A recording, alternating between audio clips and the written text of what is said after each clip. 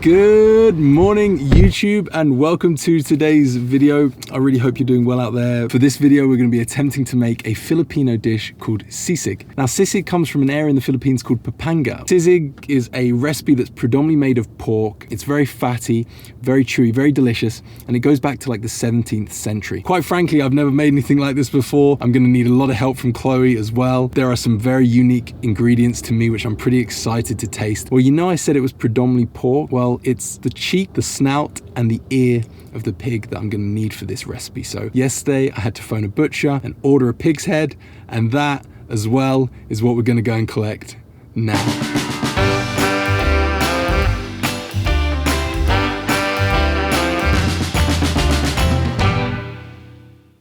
The area that I'm in London is called Earls Court, which is actually a bit of a Filipino area. And in fact, there's a Jollibee just opposite from all of the supermarkets, which I understand is it's like a Filipino takeaway restaurant, I believe.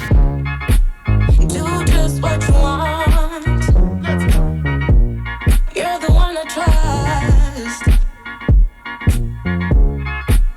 and I always be around. The Filipino food though is beautiful. Adobo, oh. Adobo, sinigang. Oh, a pancit, canton, pancit canton. So the guys in the supermarket were pretty friendly, really friendly in fact. I pretty much got everything I needed, even the chicken, well actually it wasn't chicken liver, but I got some liver spread. I think it's pork, but well, sisig is predominantly pork, so I think it'll be fine. I couldn't get calamansi, I believe it's called, which I think is like small limes or lemons. So I couldn't get that, unfortunately. But they were really friendly. And I got really excited by all of the Filipino ingredients, and I even bought banana ketchup.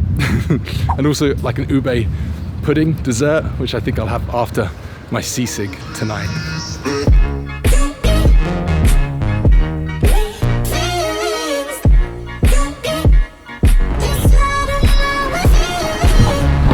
I got my pig's head. It's not in a box though, they gave it to me in a bag. It was actually pretty cheap as well. It was like £5. So according to the queen of sisig, Lucia Canunan, or is it Lucia? I hardly doubt she's Italian, like Lucia. She says there are 3 phases to preparing your sisig. 1 is to boil, 2 is to broil, and 3 is to grill. So the first thing we need to do is we actually have to take the pig's head home because we've got to boil it.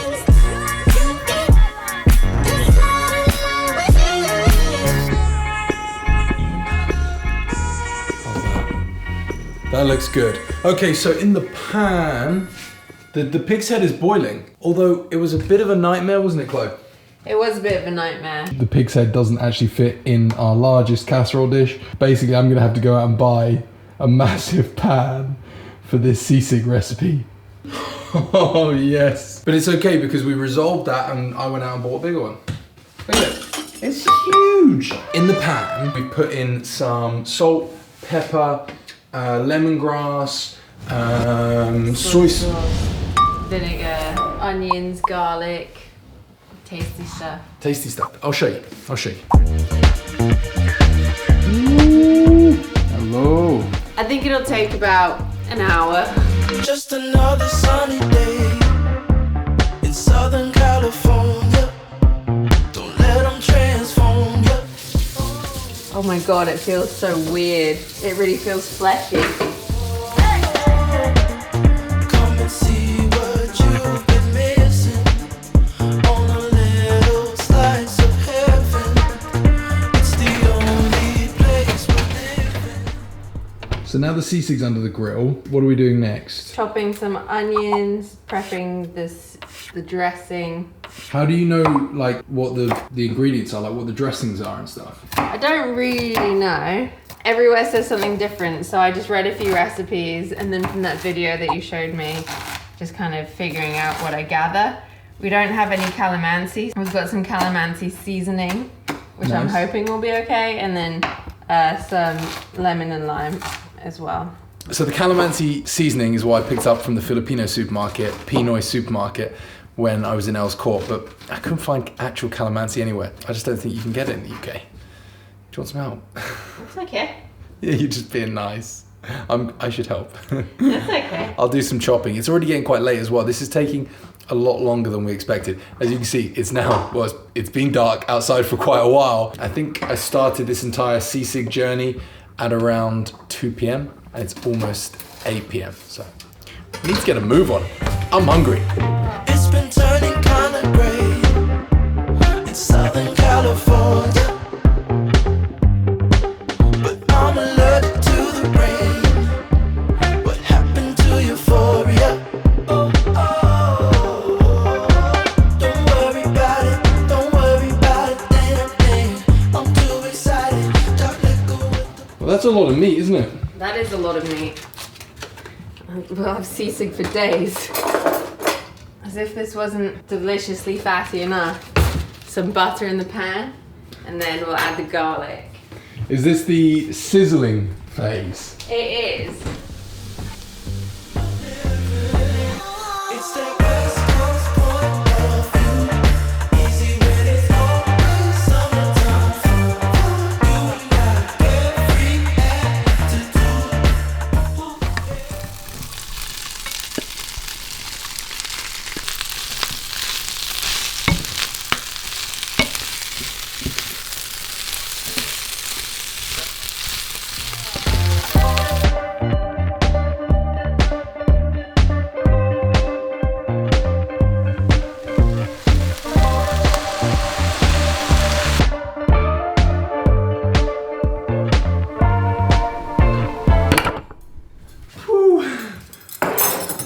I can't believe we did it. This was a hell of a day. But we have made some sort of interpretation of sisig. I hope in some way we've done this justice. It looks really delicious. I think this is a very modern version, I would say. I mean, we don't know what we're talking about. We just read about 10 recipes and watched about 15 videos and then came up with this.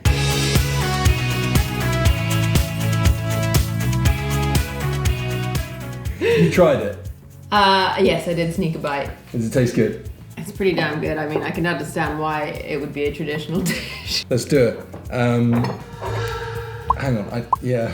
I've been told off for this already. Yeah, I need a spoon. So I saw a video where Anthony Bourdain said this is one of the greatest meals to have with a nice cold beer. So I looked in London today for a Filipino beer.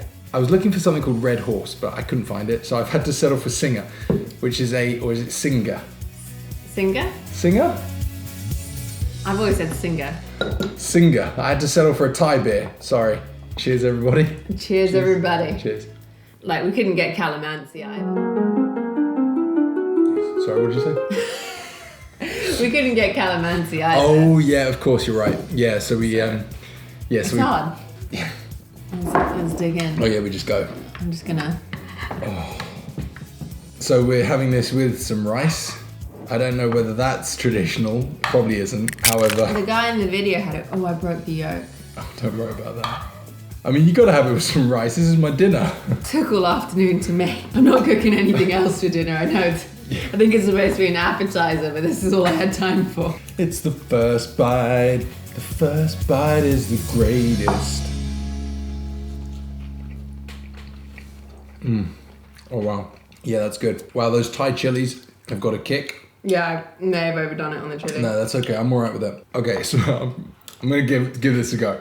But what I'm enjoying about this is the sour taste of like the vinegar and the lime mixed with like the tenderness and the juiciness, I think, of the pork. Mm-hmm, the richness of the pork. The richness. It's really good. Mm-hmm. It's really good. It's sisig. Cheers. And there's like crunchy, chewy bits, and then like soft, tender bits. So we didn't actually use liver spread, even though I bought some. Well, most recipes that we came across didn't actually use it. Some of them did, but then that video that we watched, they didn't include it. Oh, The one that was like the purest. so good. Most of the things I've learned about this dish came from Owen. I can't remember the name of his channel. I know he had the fat kid inside on his t-shirt. He was really cool. I'm definitely gonna link his video in the description box though. You get that yolk. Oh wow. I'm just gonna have a little bit more. I think we're gonna have a lot left over though. Mm-hmm. I've never tasted anything like this. This is very, very different for me. Papanga. Is that a new word that you learned today? Yeah, what's a place? Papanga. This is from the province of Luzon. I don't think it's Luzon. But Luzon? Luzon. I don't know why, but I pronounce it like a French person. Luzon. I'm out of rice. When- I'm just like, When you get a real thick bit of the pork. I don't know, I was cutting it bigger than they were in like the videos I was watching, and I was like, oh, maybe I'm not doing this right, but I think you did. I mean, how do I know? I've never had it before, but it tastes pretty right to me. I think I'm gonna. have as much as you want. You haven't eaten that much today. No. I was about to say I've been too busy making this, but that was predominantly you. And what a good job you did. Thank you very much. No problem. I tried. Chloe's sister-in-law is from the Philippines. I think I may have mentioned that. And yeah, you should make it for her and then see what she thinks. See how traditional it is. Yeah. Good idea. Rani might be used to the sisig serrada, which is like a less traditional one that they serve in like, I think, jolly trucks. We didn't use any mayonnaise and we didn't use any liver's bread. I'm sure we can find another use for that. Maybe you can just put some banana ketchup on it and spread it on a slice of bread. On a slice of ube bread. We now have 2 bottles of banana ketchup. We gotta get through that. Well, that was absolutely delicious. Thank you very much. I guess I'll finish my beer. Actually, I practically finished it, and then we'll go take a seat. We're gonna watch some telly, and I'm gonna eat my ube pudding. We have an ube sponge cake, I think. It's a fluffy manon. We have some sort of icing on the roof of this ube thing. Kind of just makes me think of like a Teletubby or something. It's a really deep purple. Let me show you. Beautiful looking sponge cake. I love the purple. Oh, in this picture they put cheese on top of it. What is it with the cheese on stuff? Please, anybody can tell me why in the Philippines they like putting cheese on stuff? Like that's not like your typical cheese vessel. For example, spaghetti bolognese. I put cheese on that all the time. What I don't put cheese on is my ice cream. Well, I guess cheesecake. Yeah, you got me there. You got me good. Cheers.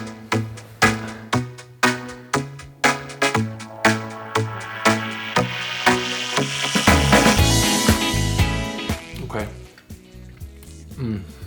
It's soft and it's definitely spongy. A little bit bland. I suppose it's not meant to be that sweet because, well, I'm technically eating a potato. A yam. Okay, so I'm technically eating a yam, which I suppose isn't that sweet. It's good, I think I need another bite. Maybe more icing as well. I don't dislike it. I don't love it. Do you want to try some? I'm not getting a lot of ube. No. It's because I've never really experienced ube. Oh, well, I have. I've had your ice cream. Chloe makes ube ice cream, but I can't really remember. It comes through a little bit at the end, but it's not very ube-y. Well, that's a shame. We'll still eat it. I'm really amazed by like the inner like texture. It has these little air bubbles, which make it really quite interesting to look at. Having like had a lot of your baked goods, and because they're homemade, which is naturally always better, but of course I'm as well going to be biased because you're making it. Buying shop bought baked goods, I'm often disappointed because I'm used to having your like homemade stuff, and this is just not going to be able to compare. Like if you made a ube, you should make an ube fluffy manon. You think I should make an ube fluffy manon? Is that correct? Yeah. I think you should. Give it a go. Only if you want to.